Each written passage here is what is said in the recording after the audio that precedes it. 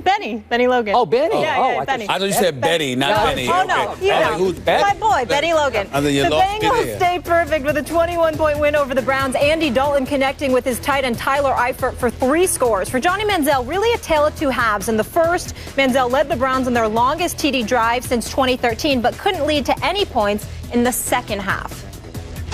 Looking back, there were a couple times I could have, got it down to a tight end or got it down to a back, and really, even sitting there with 10 minutes left in the fourth quarter, just to get something established. I think it took a little too many shots right there. The back shoulder to Debo, ball over the middle to Barnage. I just gotta get some completions to get into a rhythm, and that really didn't happen for us in the second half. Stephen A., what'd you think of Johnny's performance last night? It depends on which Johnny you're talking about. If you're talking about the Johnny Manziel who led them to that scoring drive at the end of the first half, who completed about 11 passes, 11 of his 18 passes in the first half for 100-plus yards, I think that there's no question that Johnny Manziel has shown that he's improving. He's shown that he's putting in some work and that he's getting better. The flip side to it is that in the second half, because he's 11 for 18 for 128 yards in the first half. In the second half, what are we talking about here? 4 or 15 for what is 40. It, 40 yards? Yep. No. I mean, Cincinnati did a great job of keeping him in the pocket, neutralizing him, making sure he couldn't get out and scramble and find other receivers to throw it to. And I think that it was exactly what we talked about yesterday. Skip, he threw a couple of passes to Bo and obviously had the TD pass to Johnson Jr. and all of this other stuff. But in the end, what it comes down to is as we watch this team, we know that they were inhibited to some degree because they're an inferior team to the Cincinnati Bengals. They're not nearly as complete. And then when you look at their running game, once again, Isaiah Crowell only had 38 yards rushing. Thank you. Only 38 yards rushing. I mean, their running game is virtually absent. Mm-hmm. So all those things taken into consideration, Johnny didn't have much to work with.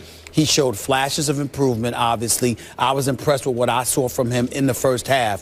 But once Cincinnati amped it up and really kept him contained and made him into nothing more than a pocket passer, combined with their receivers' inability to get open, he was completely neutralized and nullified and negated in every way. It was over. They were no match for a superior Cincinnati team. So overall, I can't give him more than a C because they got beat up in the second half.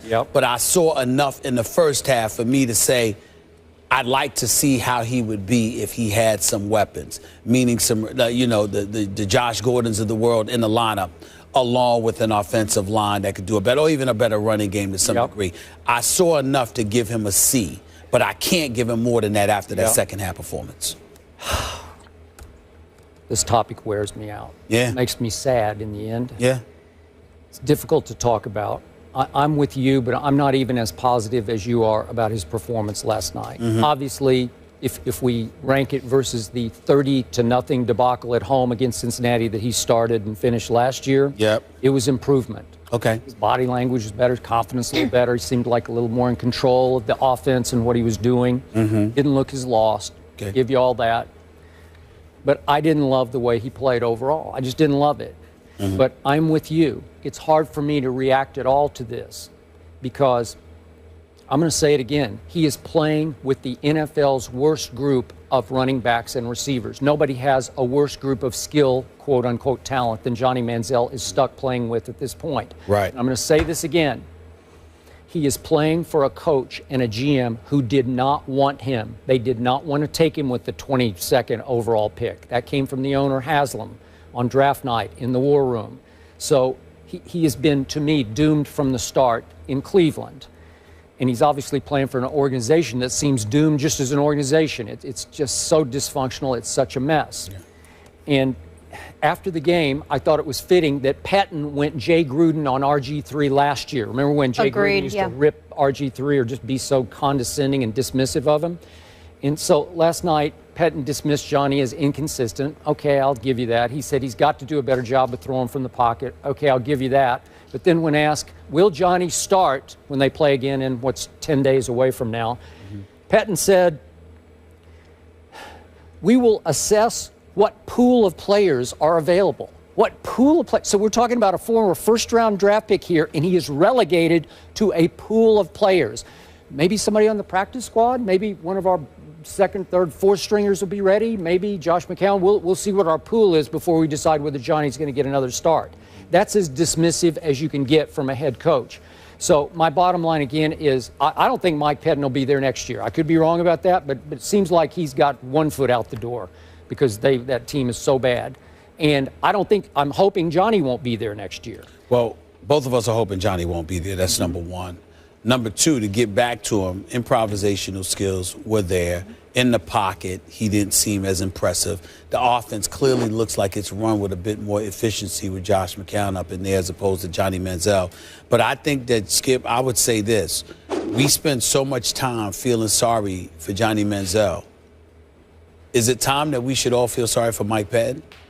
And the reason I bring that up is because, like you said, he didn't want Johnny Manziel, all right? It was forced on him.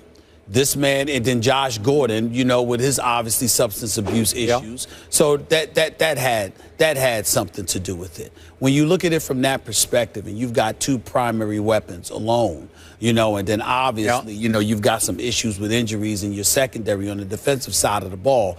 I mean, to me, Mike Pettine, then you got the whole Farmer issue with, getting in trouble with the league and all of this stuff. Everywhere you turn, Mike Pettine has had to work around all of this, along with an owner who won't just cut the check and stay out the way. He actually interferes because he thinks he knows a thing or two about football and what football decisions should be made. Maybe. A legitimate argument could be made that Mike Pettine has been undermined to some degree. Not intentionally or anything like that, but the environment is so dysfunctional. Let us remind our audience that Kyle Shanahan was the offensive coordinator on this team.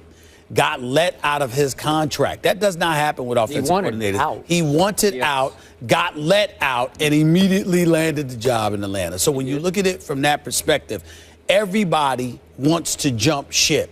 And this is what Mike Pettine has to deal with because, by and large, it ain't because of him. It's because of what goes on above him and how it interferes, how it interferes with what folks are doing below. All right, those are fair points, but I don't have a lot of respect for Mike Pettine as a head coach. I think he was a pretty good defensive coordinator who's in a little over his head as a head coach. And I'm not saying you're wrong. I'm saying I don't know that because I don't know how much of a chance he's had to be a head coach. All right. That's my issue with Mike Pettine. The bottom line of sadness that I felt for Johnny last night was, do you remember, if we could see this after his touchdown pass, he went over by himself on the sideline and did like an air chest bump to nobody. Nobody. Oh, I thought he did that. I thought he did that on purpose. Well, he's just doing it. He's celebrating by himself. That's right. Okay. Okay, that's a guy. But there was a couple of guys that greeted him once he came down. I don't think so. They were right there. They were right there. He did it by himself. But I'm saying that I thought he was funny. No, but it's just you're saying he's I think you're reaching there. Okay, look, he's doing it by himself because he realize that when I was feels like he's an outsider, playing for a team that didn't really want him. That's Johnny, and plus he's gotten so much grief for all of his money signs, so he's saying, I'm going to go celebrate by myself over here, hopefully out of view of cameras. Obviously, there was a camera on him all the way up the sideline.